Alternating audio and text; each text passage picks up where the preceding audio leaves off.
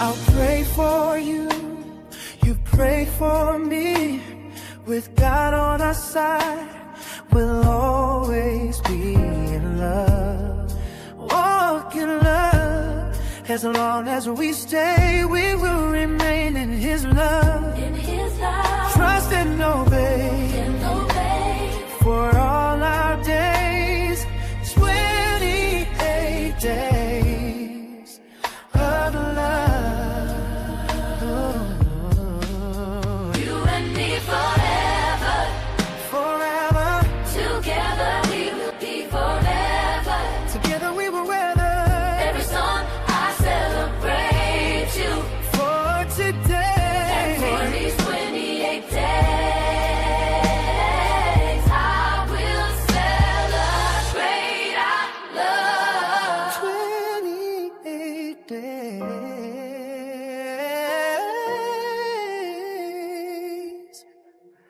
of love.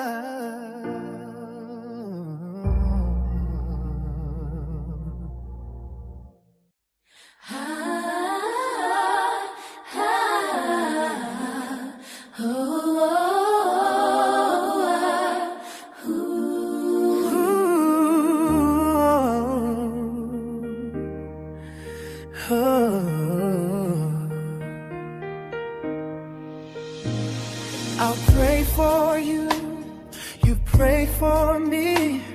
With God on our side, we'll always be in love. Walk in love. As long as we stay, we will remain in His love. In His love. Trust and obey. For all our days, 28 days of love. You and me forever, forever. Together we will be forever. Together we will weather every storm. I celebrate you for today and for these 28 days. I will celebrate our love. 28 days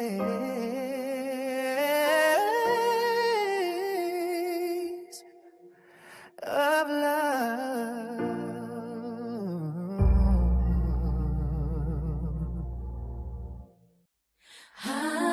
Hey everyone. Welcome back to 28 Days of Love. It's I'm okay. gonna get it right one of these years. Oh my goodness, tonight we're super excited about these two unique, Power couple.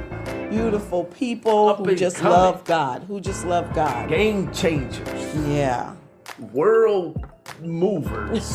Shakers. These two, man, it's so much potential, so much. I mean, I hope, I'm around 10, 15 years to kind of see all the great things that God is, growing from them. But it is Donte and Tori Grimm, and we are super excited. Donte is such a powerful word-driven preacher, intercessor, and Tori is a quiet storm, and they are just super powerful together. We love them, and we are super excited that they decided to come on and share their journey with us. Young marriage, but so wise. Young marriage. So come on in if you're a young marriage or you're thinking about marriage. Come in, because sometimes you hear from us old heads, and we we leave some stuff out or take some things for granted. So come in this conversation. This should be very, very, very enlightening for all of us. We hope to see you here tonight. Yes, right here at 6:30 on Launch with Kim and Newt. That's 6:30 p.m. Eastern. Yes, Eastern Standard Time. Launch with Kim and Dr. Newt on our and on YouTube. It's Launch 360 TV. Launch 360 _ TV. TV. All right, we'll see us here tonight. If you know of a married couple that needs some encouragement, that needs some inspiration, please spread the word. Share it with them. We are really here to just promote this beautiful covenant of marriage. All right, we'll see you guys tonight at 6:30 right here on 28 Days of Love.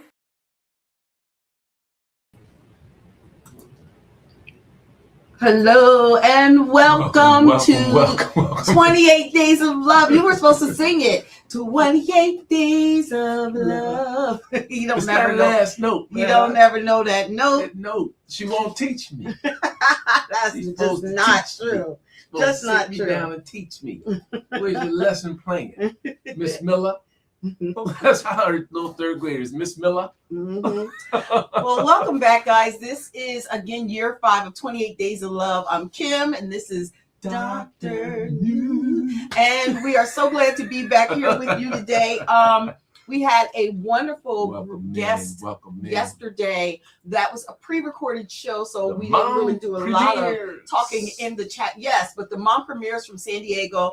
Just a wonderful couple. We were so glad to have them. But we are super excited tonight. Check out his merch. Oh, yes. Check out his merch. Fresh Faith. Yes. Fresh without the E.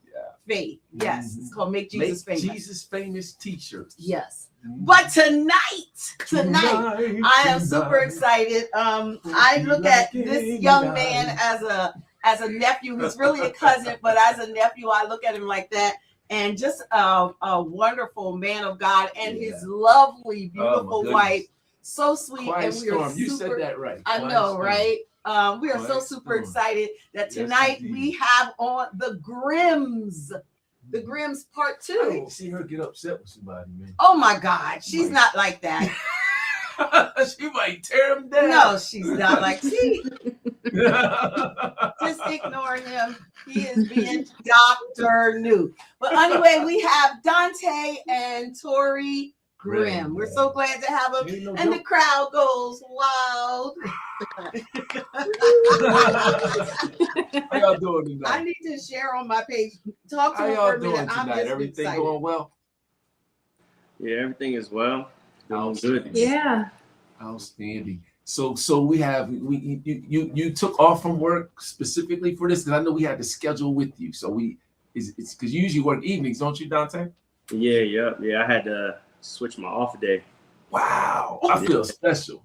I feel special. Man. Oh my goodness! Thank you. Y'all hear that out there? Donte switched his off day just to share with you. Just to share with you. Listen, we I don't think we've had you on before. I know last year, Donte, we were going to have you in the couples panel. Yeah, he came in the panel. Tori got sick. Yeah, I was sick last year. I was so sad. And he held it down. Yeah, he came holding with the baby. Yep, EP was in the house. Yes, he was. He was so little then. Yeah. So since we didn't have you on together last year, let's start off by you telling us how you met. Yeah. Oh, yeah, I can tell it. So we actually met online. We met on Tinder, which is kind of funny. I don't recommend it, but it worked out for us. We met we went on our first date February of 2020. We hit it off like immediately. We went to the movies for our first date. He was so sweet. I thought he was really funny. We were matching. He picked me up in my apartment. It was a really nice date. And then we went on another date, I think a week later. We went to Texas Roadhouse. We still love Texas Roadhouse. Yeah. Yep. We started hanging out more, really liked each other, started dating in April. And then we got engaged 7 months later. Yeah. Yeah. We were married by the end of the year in December 5th of 2020. Wow. So the rest has been like that. Yeah. It all happened like, I know what I want. It was meant to be. It was over the time of COVID. So like being that everything was shut down, it like gave us a lot of time to like really connect. Yeah, really connect and stuff. Okay. So I love you that. took advantage of the time. Yeah. We definitely did. I love that.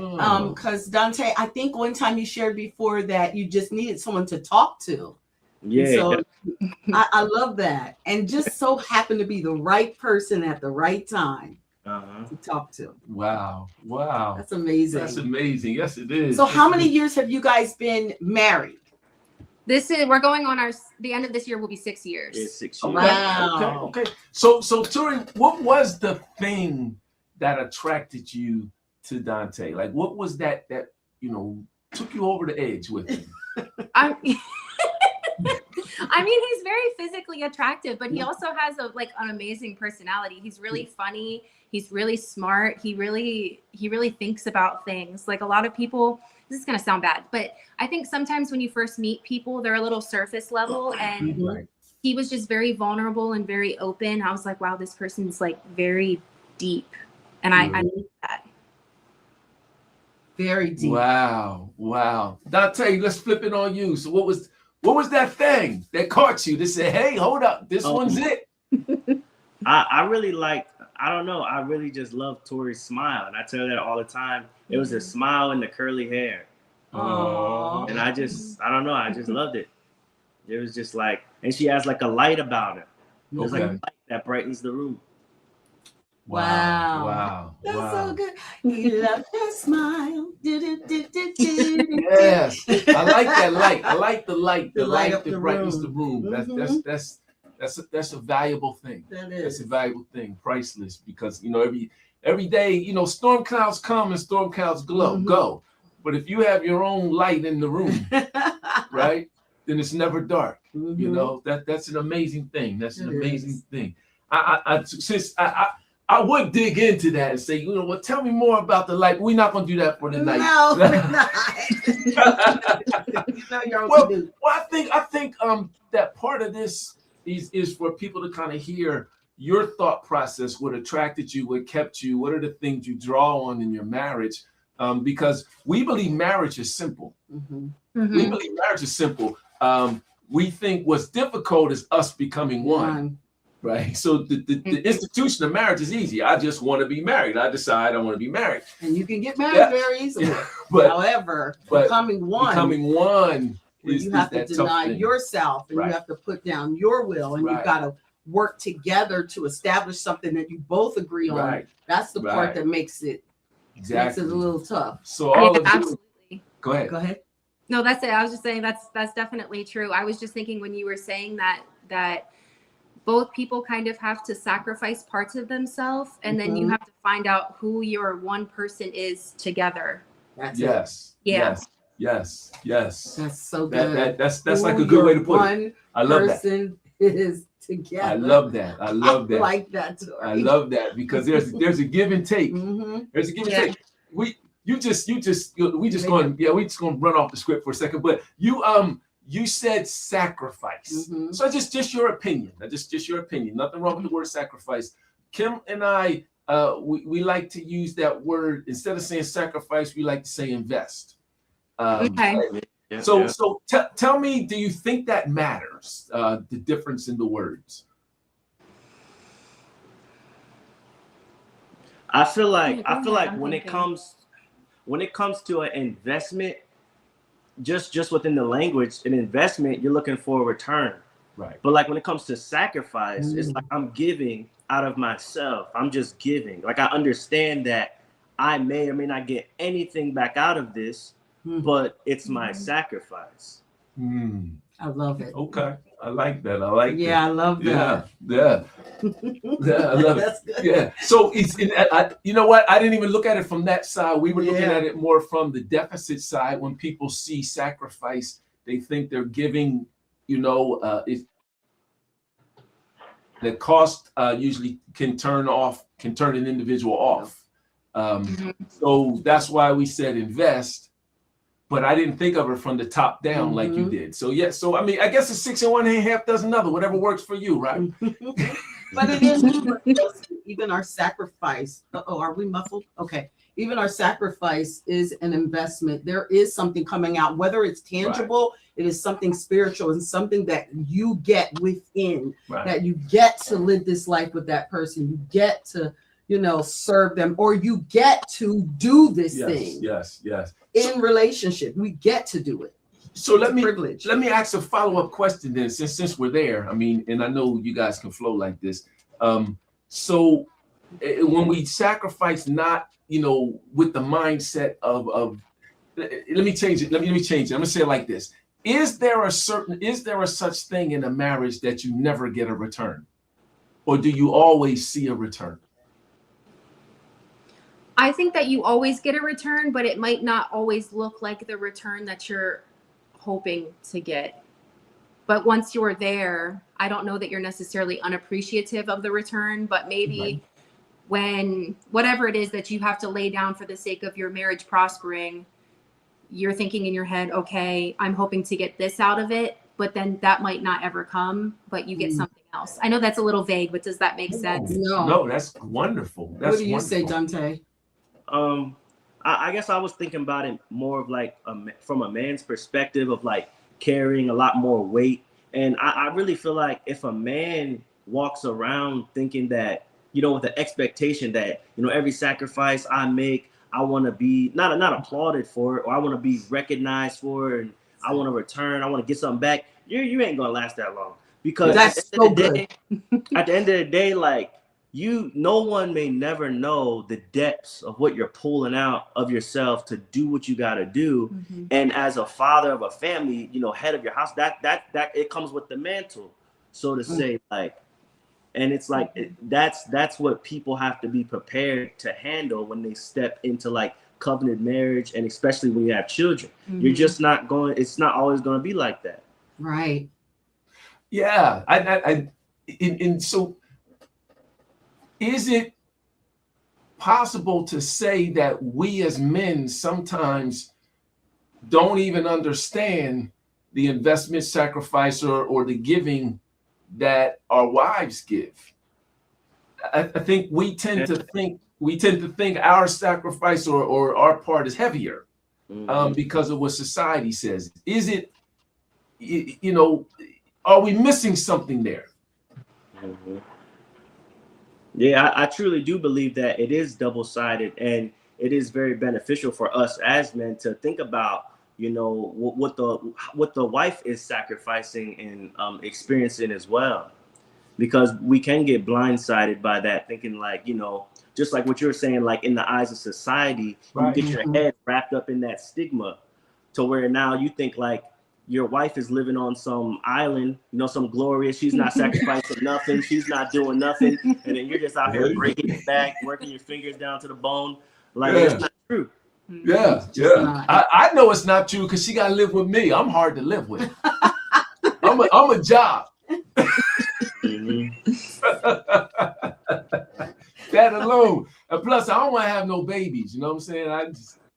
I can't even imagine that. That's 9 months carrying a baby around. Yeah.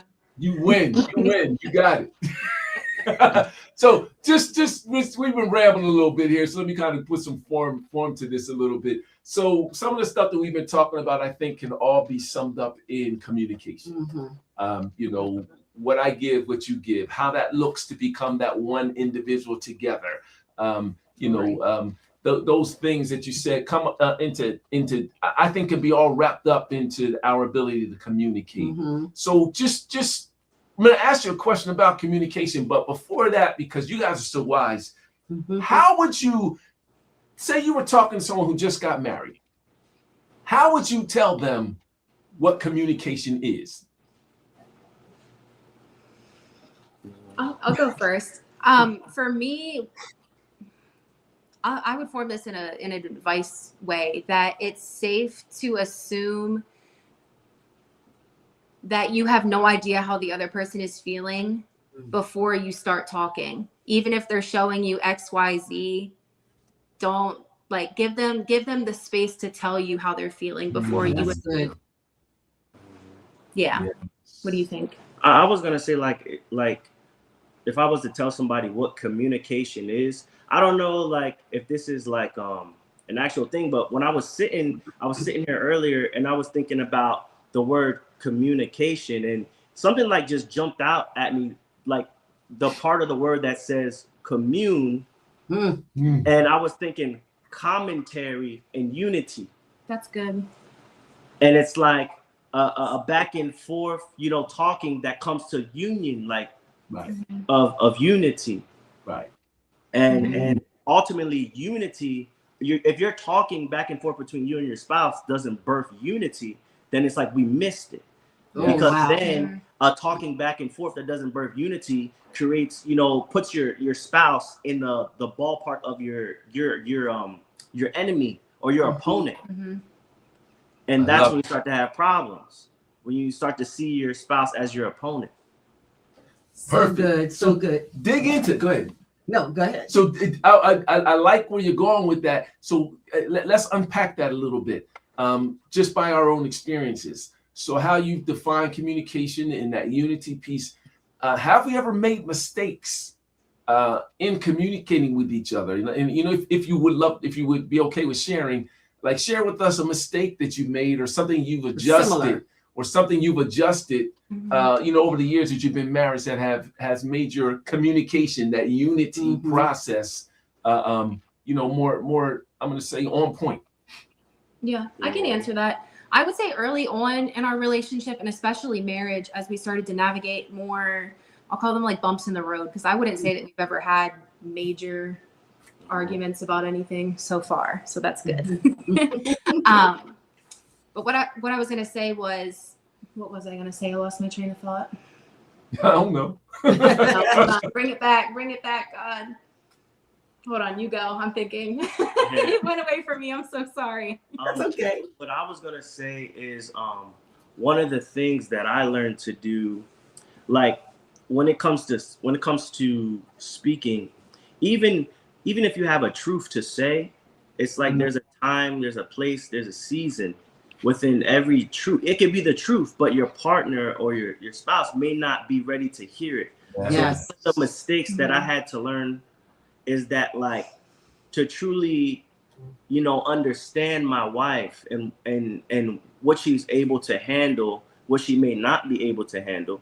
And ultimately, now, I mean, if we're talking about, in the context of godly relationship, yes, literally what I ask, I say, Holy Spirit, what do you want me to say? What do you want me to say? And literally that has been the strength of my communication with my wife. So then, but what happened is, the Holy Spirit will lead me, pump the brakes on this one. Don't say that one. She's not ready for this one. Stop talking about this one, all those things. And literally there is room for the Holy Spirit to work, because the Holy Spirit knows all things. That's and right. There's room for the Holy Spirit to work in your marriage if you will open up that space.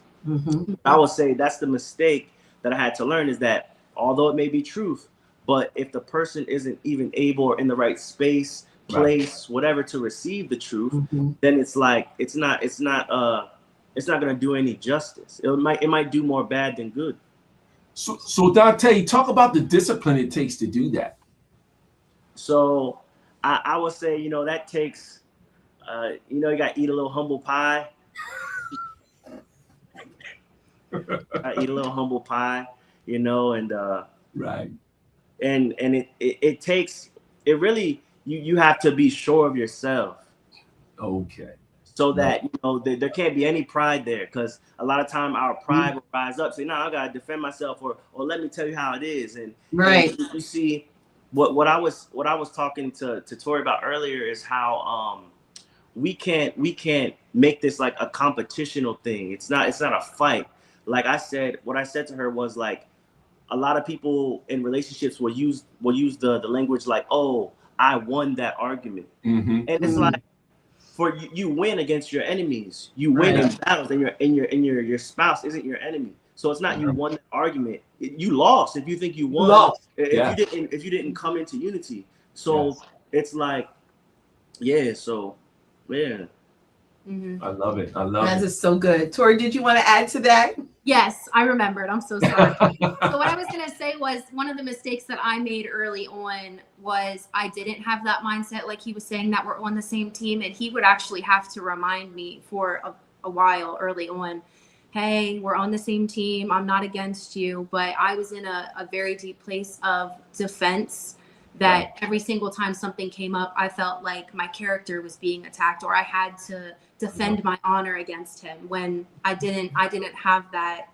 idea yet that, oh, we're on the same team. We're looking at this externally, and we can communicate in a safe space without it becoming, you're a bad person or you didn't do this right because of whatever the reason it is. That's good. That's so powerful. So I have to say, Tori, I was also in that space at one time because it stemmed from childhood, always having to defend myself. And you would say that same thing. I'm on your team. We're on the same team.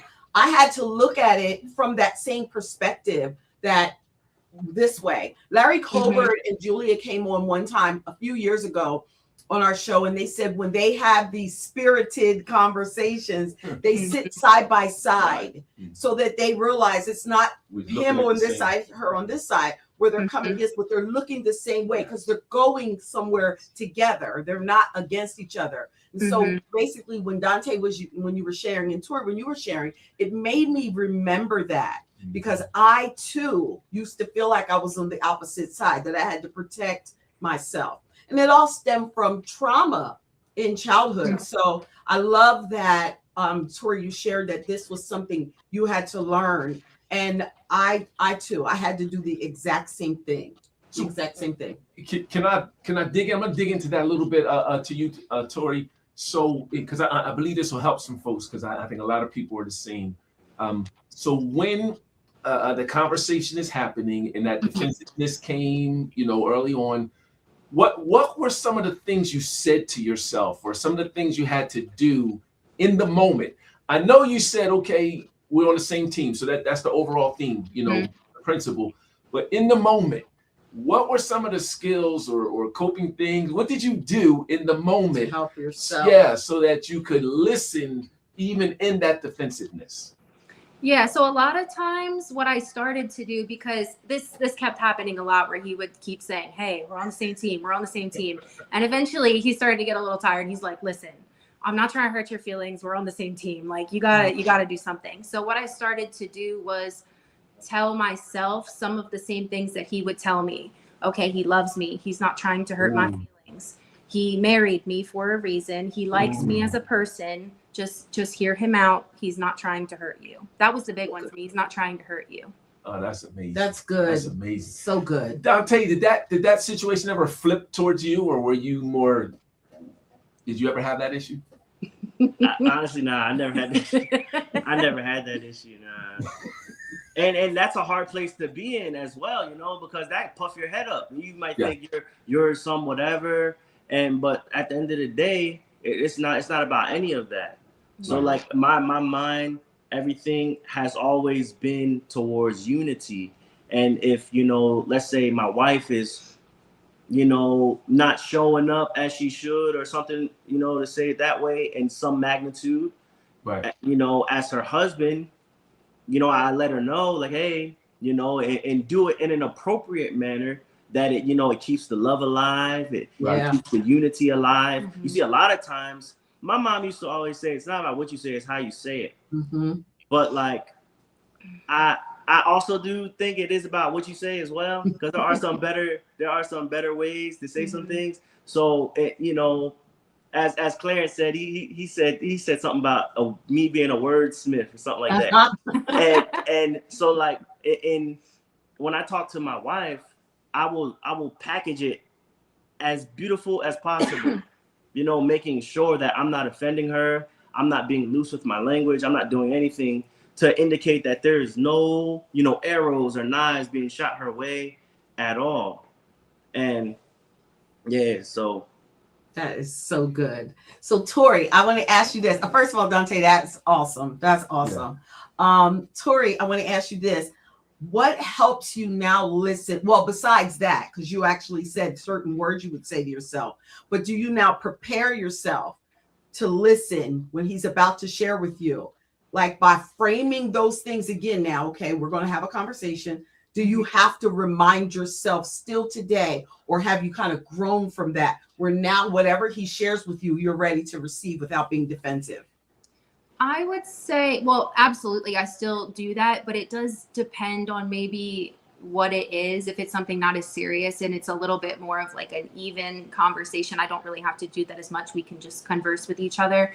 But sometimes if it's a little more heated, then yeah, I still have to remind myself, and I'll start to feel it physically. I know sometimes people feel emotions a little bit differently, but I feel them physically. When I start to feel angry or defensive, and whatever that is, that I start to feel I'll feel like a little bit of burning in my chest.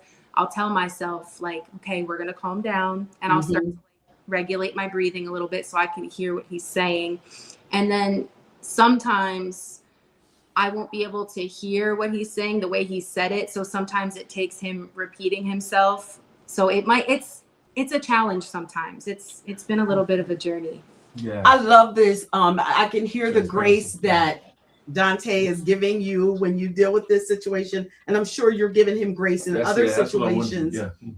Excuse me. I love that. Yeah. But the grace, you can hear it. You can literally hear it.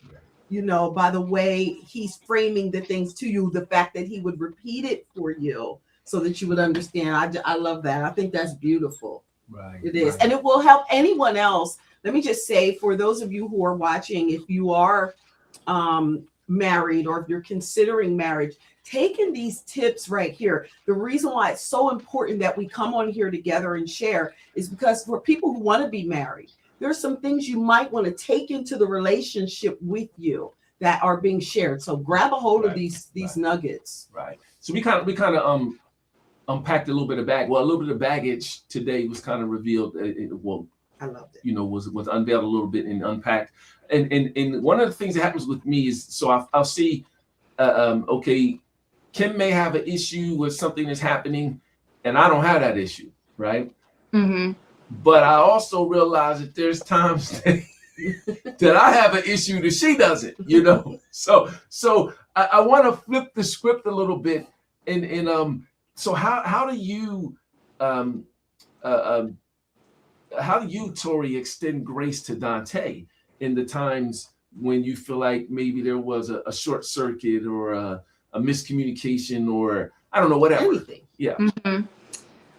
So the way that I extend grace, I have to remind myself who he is as a person first, because if we're being completely honest, like, you're not perfect, but he like kind of is perfect. Like, he doesn't mess up a lot. He's very, like I said, he's very deep. He thinks about the things that he says and he does before he does them. I'm a little bit more in the moment where I might do something and then I'm like, oh, I gotta apologize later. He's already thinking about it before he ever does anything. But like I said, he's still human, so he's not 100% perfect. So there are times where he might mess up a little bit, but then I'm already looking at that. At least I try my best. Okay, I'm not gonna flip out on him or get angry or whatever it is if he messed up one time in the last however long. Right. And another thing that I was just talking to him about earlier that goes along with that is, just because I wasn't the one that had a moment doesn't mean that I can't initiate a conversation. There you go. Hey, what was that? Or do you want to talk about that? Or come get me when you want to talk about that. Mm-hmm. I love it. That's good. I love it.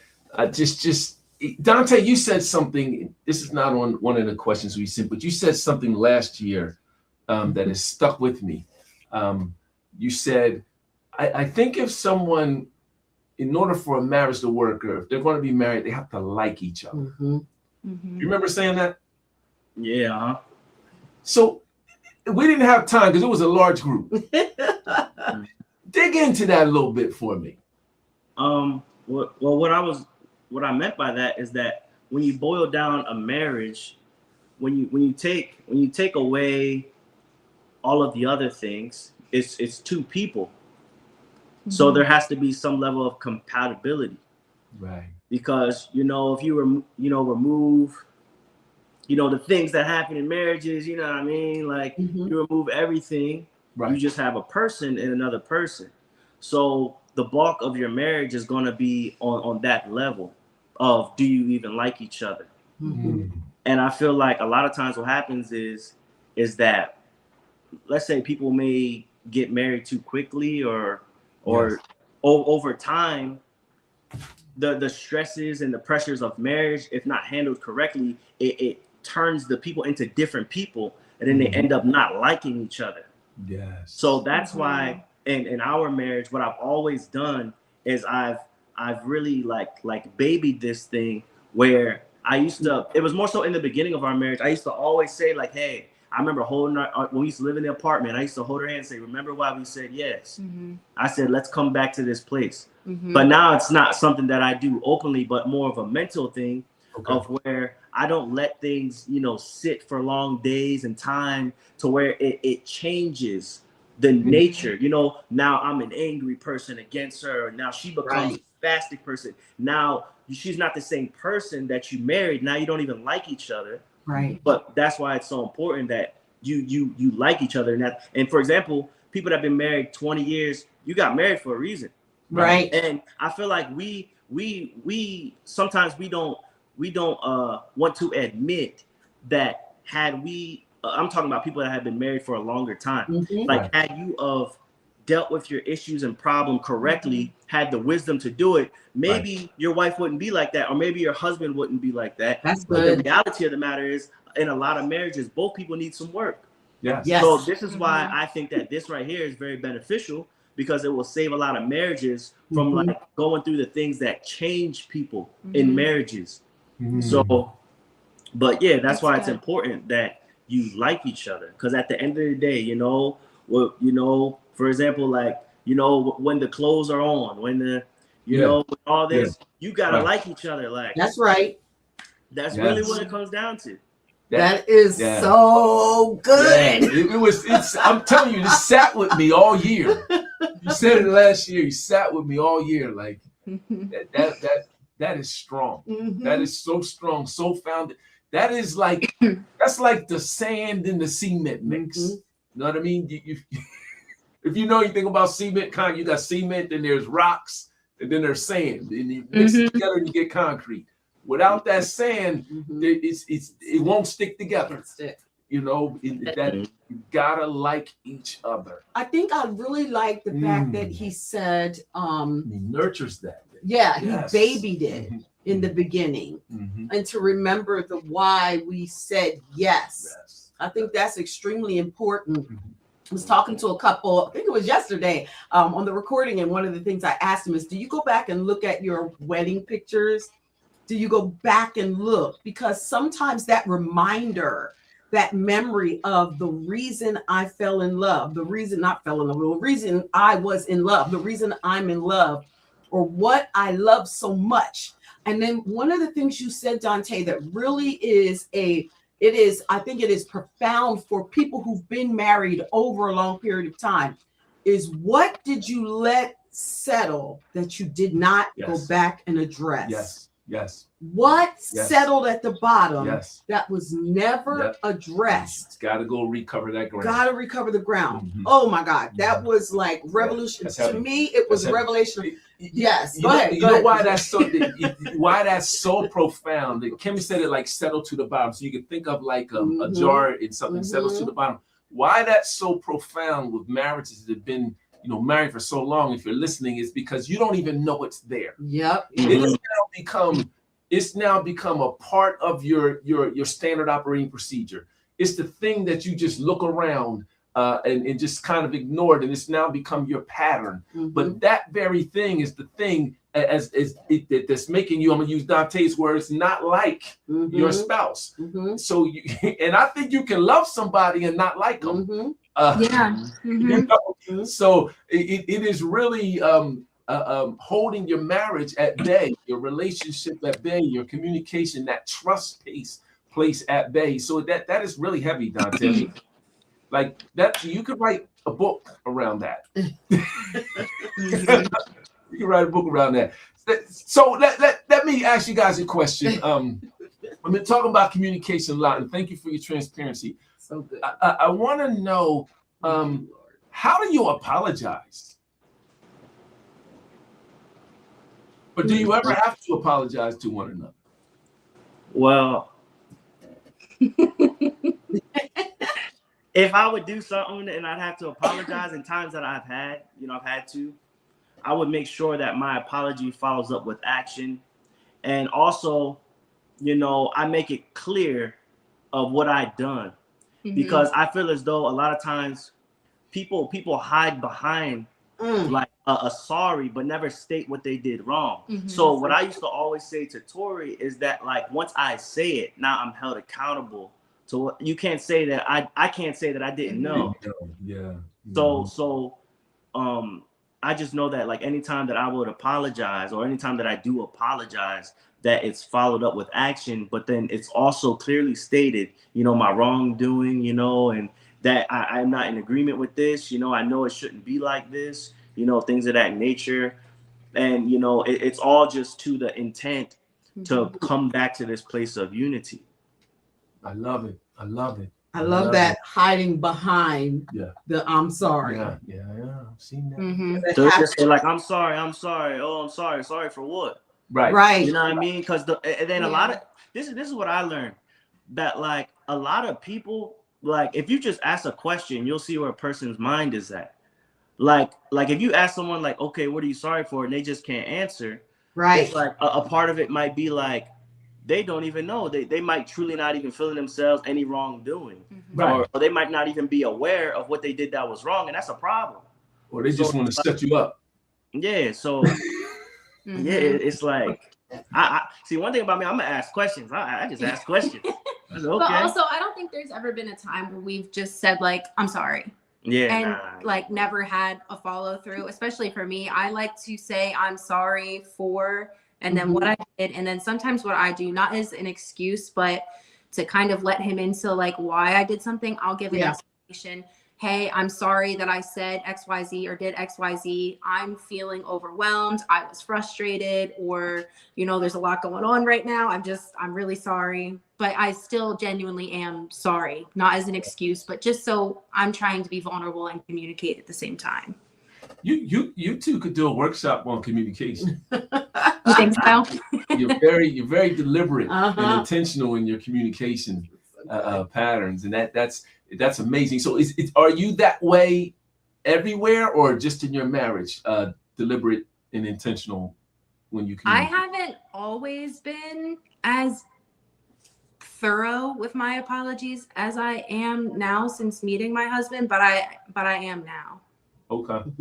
And that's what I think about, you know, the thing about becoming one. You see, like at the end of the day, like I myself,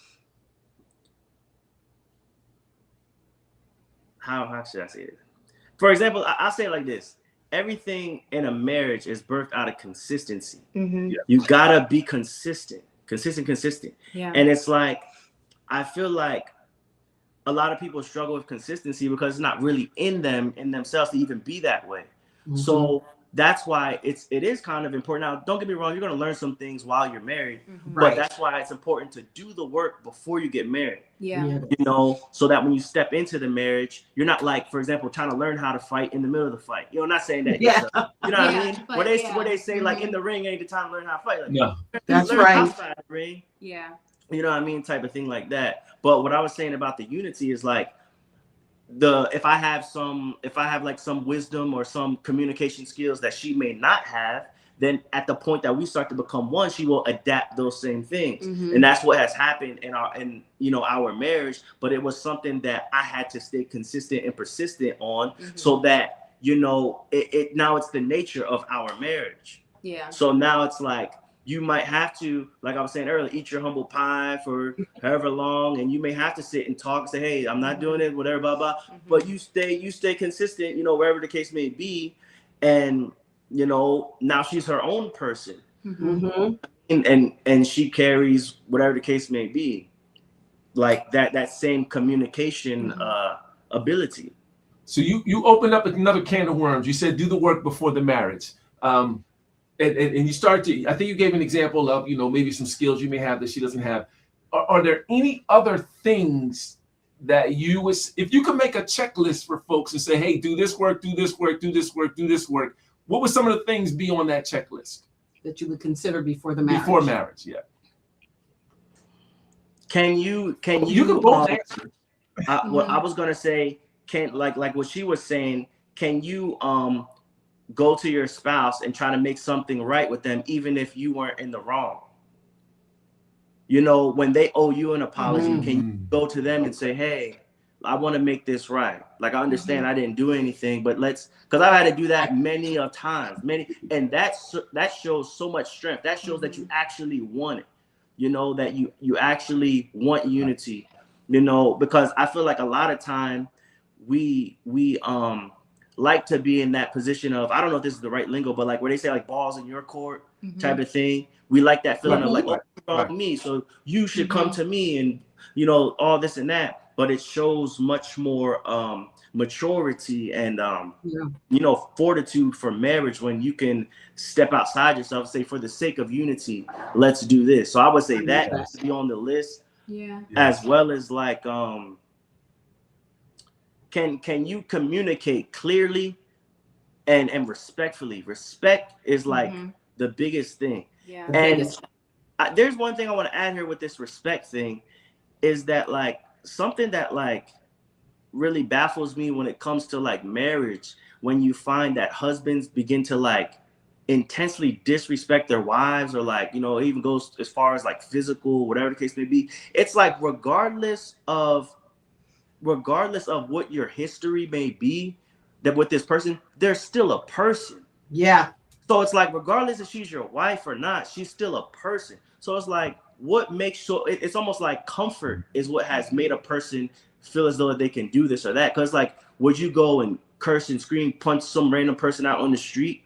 Right. So it's like, what makes you think, you know, just because this is your wife or whatever, whoever, it has to boil down to comfort. Because at the end of the day, she's still a person. So like, if we're having issues, you know, be the case, I never feel justified because she's my wife. And I feel like husbands, you know, maybe someone out there, not me, but like they might get in this, oh, she's my wife, blah, blah, you know, to where I can do whatever. No, because at the end of the day, she's still a person. So it's like, if I can't respect you, you know, on a wife level right now because I'm so angry or whatever, I can respect you as a person. Yes. You know what I mean? So it's like, at no point in time should there be disrespect. And I feel like if you can't respect her as a person, then that means that there's something wrong with you. You're disrespectful. That's right. That's right. Wow. That's right. I love that. The way you're talking reminds me of the thing Pastor Sheldon says a lot. Everything stems from my sonship.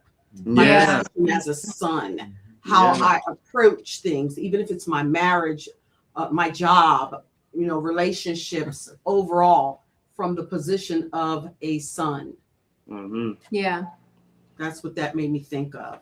I know you got something to add to that, Tori. I do, actually. I was going to say, it's not necessarily like a do where you would force this, but more so a question you can ask yourselves, that have you had to navigate conversations through different emotions? So one of them is anger, for sure. That's but have you also had to navigate through sadness, anxiety, and some of the other more complicated things? Have you had those things come up, had a conversation, and were you able to overcome them? Because that's going to be a hard one. I think is a hard one. It is. Ooh, those are great. I love that. In our book, we do address a lot of those because, and the reason why we could address them is because we were one of the ones that learned to fight in marriage, being married, because we got married very quick. So we didn't go through marriage counseling, all of the things that we now promote and encourage. So we learned the hard way. We learned through some rough navigation what to do and how to handle things. But go ahead, babe. I was gonna say we bought the car and put the engine in it while we were in the car trying to drive. It's definitely something that we learned. And some of the things that you said, Tori, how are you able to navigate with anger, with, you know, fear, or all of those things? Those were the things that I had to learn because of trying to protect myself all those years. And I never actually let myself be completely open, but I had to learn that in marriage. Right. So I want to ask a question. I want to pry a little bit. I'm gonna pull the age thing. So I'm a little older. I want to hear from someone who's in a different generation, who's married and who has a strong covenant. So how did you, or do you, however you want to answer it, deal with conversations, deal with situations or circumstances in the marriage when it's not working the way you wanted it to work? You know, and let me explain why I'm asking this question to help you answer it better. I see a lot of marriages. I see a lot of folks who want things to happen from their vantage point, from their position. And when the man doesn't act the way the woman wants him to act, or the woman doesn't act the way the man wants her to act, or something doesn't fall in place the way they think it should fall, then they have conflict and don't know how to deal with that conflict. So I'm hearing that you're great communicators, and you like each other. Right? You know, and you sacrifice and invest in one another. So I'm hearing all these great things.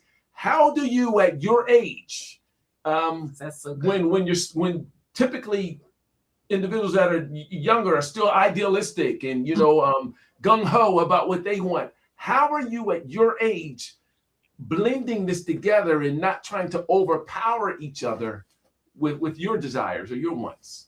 Yeah, so I would say first that this is going to be a short answer, but to simply put it, pride has no place in a marriage at any point. That I can't ever think that what I want is best, what I think is best, or try to get the upper hand over him in anything. Ooh. I want to rewind that. Good gracious. Say it again. Just say it again for the people in the back. Yeah, pride has no place in a marriage, like not at all. Not even a little bit. I feel like that's the best way to put it. Yeah. Wow. It is. Wow. I love that. I love it.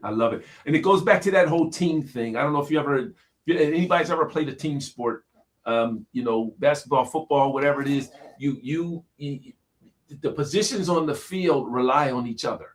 You know, if the lineman is not doing his job, then the quarterback's getting sacked. You know, what I was gonna say is this: that also remember that both of you guys' happiness still matters. Yes. Yes. You know, I feel like a lot of times, we get in marriage places and for example, like I may just be wanting what I want, but then my wife may be lacking. She's not happy because let's just say like, if I was taking money and doing other things, spending up all the money and she can't get her nails done. I'm like, oh, you don't need your nails done, something like that. But that's her sphere of happiness. Right. So like in that context of like, to remember that both parties still deserve happiness. Yes. In a marriage. And I don't necessarily get to define for Kim what her sphere of happiness is. Yeah, that's good. Yeah. And she doesn't get to define it for me. Just a transparent moment. You said that. So Kim and I, we've been married 26 years. I wasn't always the greatest husband. I wasn't. I believe when we got married, I was still a boy. I wasn't. I was still developing into a man. So I was really self-centered. I wasn't selfish, but I was self-centered. I was sharing, give you anything, but from my vantage point, it had to be advantageous to me. So as time went on, that way, Kim, I saw as I began to grow and to heal, to walk, into manhood, I saw how that was hurtful to Kim. But she still stayed because of her love, with me, for me, and her, the covenant, commitment to the covenant. So I went from, being self-centered, what makes me happy, to now I've swung that pendulum sometimes, I think, way to the other end, where I'll say, I won't even consider my happiness or my feelings because I want her to be okay. Yeah, that's true. And I'm sharing that because that's just as unhealthy. Yeah. As what I was before. So I have to battle with that, or be conscious of it. Battle's not the right word. I have to be conscious of it, and communication then comes in, as you guys are saying, I'm able to lay my stuff on the table. This is how I'm feeling. This is what I'm thinking. This is why I was doing that. Because I've spent more money on things than I've had to spend because she didn't even really want that. She would have been okay with the basic package, and I bought the deluxe. You know what I mean? Just a transparent moment. So true. Let me just share, added to that. That's very true. And I have to, it's something as simple as this. He'll say, okay, let's go out to dinner. I'm like, okay. And then because he suggested it, I'm like, where do you want to go? And he's like, wherever you want. And I'm like, no. You had this idea. I want to go. I'll go wherever. Mm-hmm. But he is so worried about whether or not I'm happy about the dinner. And then let me tell you what he says. He says, oh, I can find anything to eat. All I need is a little salt, pepper, and ketchup. Like, this is the stuff he says. And I'm like, no, I want to go to the place that you had. What did you have in mind? Yeah. So I would sit in the car and wait until he says, because I understand that he does need to enjoy or love it too, or want it, have an idea, and I can go along with it, because he does swing that pendulum. Sometimes I'm like, why did you get all that? And he's like, oh, well, I know it would make you happy. And although I love it, I love him more than it. Yeah. And so I try to say, you didn't have to spend, I'm not going to say what it was, but on my birthday, over and above. And I'm like, oh no, why did you spend that much money? I'm happy with him. And so as I told him years ago, I would live in Alaska in an igloo with you. Yeah. Just as long as I could be in that igloo with you. It's not what you could give me or bring me or buy me. It's you. So those are the things that I try to remind him. Trying to make me blush. No, try to remind him that his happiness is just as important as mine. And that's kind of why I shared that too. So I mean, thanks for opening that can of worms. Yeah, that was good.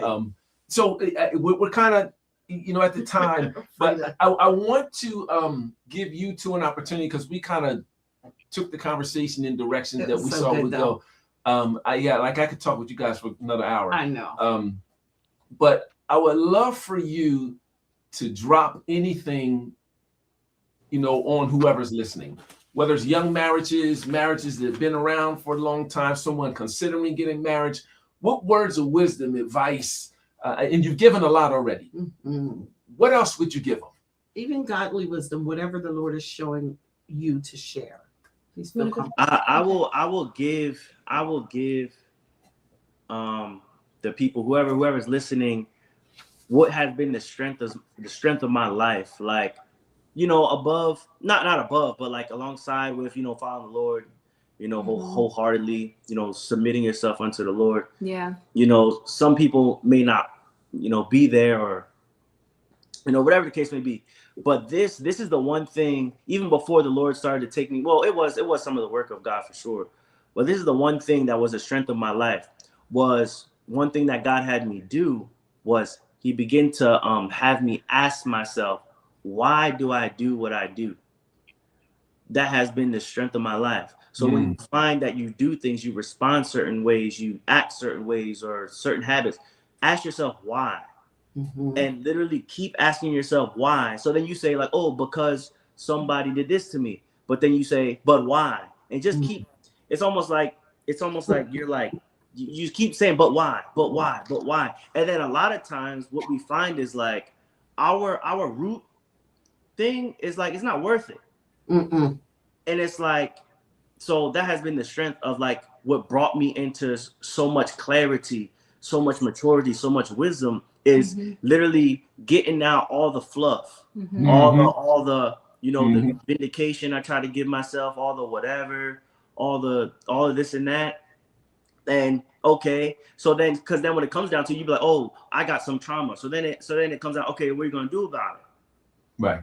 So like it's like it literally just comes down to asking yourself why you do what you do. Mm-hmm.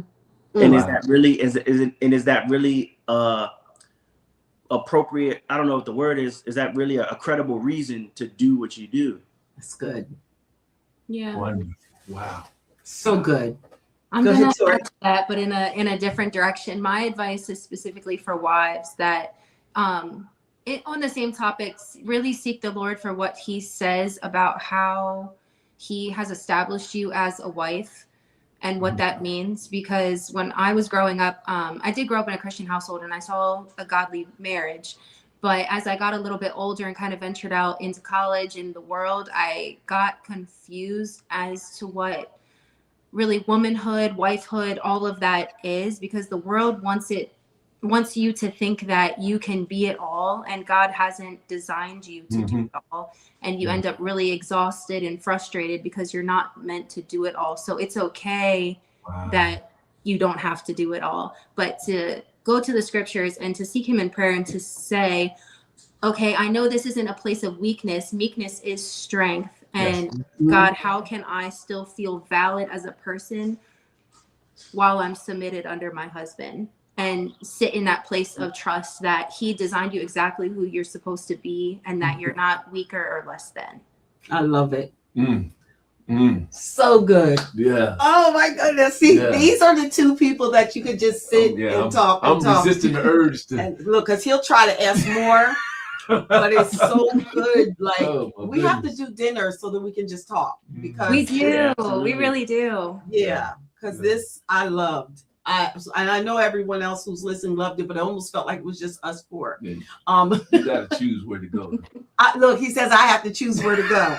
I guess it was my idea, huh? No, Texas Roadhouse, because we all like it. Like Texas Roadhouse. So, we have to do that so that we can just talk, because I love talking to the generations of, because the conversation, the understanding, just so much. We just learned so much from you guys. I don't know if we have the time to. Do you guys have 1 minute, 2 minutes? Yes. 2 minutes? Yeah. 3 minutes? 3 minutes. Okay. So there's this marriage mindset gift game that I wanted to do with you all. So I'm going to give you 5 words. So the words are grace, patience, growth, forgiveness, or commitment. Choose one word that you could give to your spouse that they need right now most in this season, and share why. Grace, patience, growth, forgiveness, or commitment. So if I was giving you one, if I was choosing grace, I would give him the grace to do all the things that he needs to do. And I would be okay if he didn't do them the way that I like. But right now in the season, I believe that he needs more than anything. He needs grace. So that's what I would give to him. What would you give me? And I would give her a blend of grace and patience. The grace, because I'm a lot to deal with. I'm a lot to deal with the different changes, just things that are drawing on me, and the things that we need to do. But then also patience, because I work a lot, and there's demands on my time, and things of that sort. So, that's not always, I'm going to use the word fair, for Kim. So the patience to be able to, to do that. I put the 5 words up for them. Oh, that's okay. What they were up for. So I'm going to put these 5 words on the lower third, so you can choose the one that works for you. And I received the grace and patience. I received what you gave me. And I received the grace. Give me grace. Good one. I like that one. I would say grace for you too, just because, not that I don't work too, but I do work from home, so I have it a little bit easier. He works overnight, 3rd shift, and works 12 hours almost every single day, every other weekend. He works a lot. So I would say grace, because it's not an ideal schedule. It's really hard on him. Aside from just being the head of our household, having to stay in prayer, having to stay vigilant, being the first to know, okay, what's the Lord doing with our family? I know you definitely need grace in some areas, because he is going to fall short sometimes, and that's okay. So yes. Receive the grace. I receive the grace. I would say that's a hard one for myself. Because it's like a part of me wants to say growth, but not because of anything bad, but because of what I know for the Lord to be doing in her life. So ultimately, my heart is paired to the Father's will for even my wife. So I'm like, okay, I see, some prophetic bubblings. So that I'm like, okay, Lord, I understand where you're taking her. And I understand, that just like how Pastor Sheldon said, and how you were saying, how everything flows out of your sonship. So as I know this because this is how it happened in my own life. As you come closer to the Father, as you step more in purpose, character, you know, all these things will follow. Yeah. You know, maturity will follow. All these things will follow as you step into more of what the Lord has called you to be. So I would say like growth in that context. That's good. But then, yeah. So maybe that's it. Yeah. Love it. Do you receive it, Tori? I do. Yeah. I receive. Oh, wow. So Yvonne Helm, this is Kim's first cousin, says, listen, beautiful couple, loves the wisdom they've shared at their age. So I just wanted to share, I want to throw that up to you as an encouragement, because I know I say stuff to you, but you probably like, I ain't just saying stuff. Other people don't even know you were saying. Well, so it's funny be encouraged. that this person that you don't know, she's actually your cousin, Donte. She's in Cantrell. So Bradley Barnes is her dad. She doesn't know you, and you don't know her, but she's actually a relative of yours. Yes. Okay. But she sees the wisdom in this beautiful couple that we see. I know I see it. Thank you so much. We're going to get ready to go ahead. We've been over on time, so thank you for sitting over on time. Thank you for all the pour that you've had. Just really quick, can we just speak over your life? God, we thank you. We thank you for the Grimms. We thank you for every forecast that you are bubbling up, everything, every harvest from every field that they're not even aware of that's theirs yet. God, we thank you that you're illuminating it. We thank you that you're putting it in their path. God, we call forth divine providers, mentors and networks and examples and knowledge, whatever it is, God, so that they can get in position and be the good stewards of the inheritance that you've given them and that you have set for them. So God, we thank you today. As we speak life over the Grimms, we bless their lives. We bless every spoke of the will of their lives, their finances, their marriage, their friendship, their children, their careers, their businesses, their ministries, their properties, the words of wisdom and not everything about them. God, we bless their health in the name of Jesus. We thank you for them, and we decree and declare that increase in every area is their destiny. So thank you, Donte and Tori, for coming in Jesus' name. Thank you for coming in and coming on. And listen, everyone else who's out there, you want to go back and replay this a couple times, because there's some nuggets in there. Lots of nuggets. There's some nuggets. There's some gold in them there hills. We love you. We love you. We love you. We love you. Thanks for having us. All right. So glad that you guys came. And we'll see you all tomorrow night for 28 Days of Love. He's always taking my note, but I'm going to let him sing. What's my note then? It's okay. Well, she don't never tell me, see? All right, guys. Bye-bye. Have a blessed evening. Welcome back, everyone. Welcome back to 28 Days of Love. It's okay. Get it right one of these years. Oh my goodness, tonight we're super excited about these two unique power couple. Beautiful people who just love God. Game changers. Yeah. World movers, shakers. These two, man, it's so much potential, so much. I mean, I hope, I'm around 10, 15 years to kind of see all the great things that God is, growing from them. But it is Donte and Tori Grimm, and we are super excited. Donte is such a powerful word-driven preacher, intercessor, and Tori is a quiet storm, and they are just super powerful together. We love them, and we are super excited that they decided to come on and share their journey with us. Young marriage, but so wise. Young marriage. So come on in if you're a young marriage or you're thinking about marriage. Come in, because sometimes you hear from us old heads, and we we leave some stuff out or take some things for granted. So come in this conversation. This should be very, very, very enlightening for all of us. We hope to see you here tonight. Yes, right here at 6:30 on Launch with Kim and Newt. So that's 6:30 p.m.